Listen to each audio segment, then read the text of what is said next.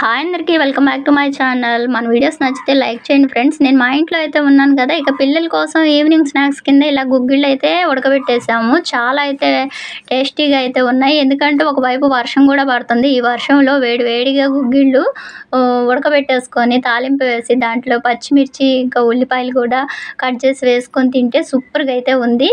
ఎలా చేసామో చూసేయండి. ఇలా కొన్ని వేరుశెనగ గుళ్ళు, అలసందలు, రెడ్ బీన్స్, ఇక శనగలు ఇవన్నీ కూడా యాడ్ చేసాము. ఇవన్నీ పిల్లలకి పెట్టడం ద్వారా వాళ్ళ ఎదుగుదలకి చాలా అయితే యూజ్ అవుతాయి. ఎర్రకందులు కూడా కొన్ని మాత్రమే, ఒకేసారి ఒక పావు కేజీ అలా తెచ్చుకుంటే ఒక 4-5 సార్లకి అయితే ఇలా పిల్లలకి ఉడకబెట్టి పెట్టుకోవచ్చు.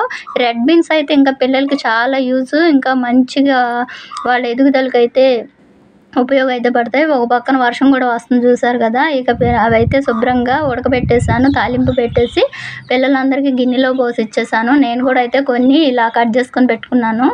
క్యారెట్స్, ఇలా బీట్రూట్ కూడా అయితే ఇంకా హెల్దీ అనమాట. కీరా కూడా కట్ చేసి పెట్టా, అంతే.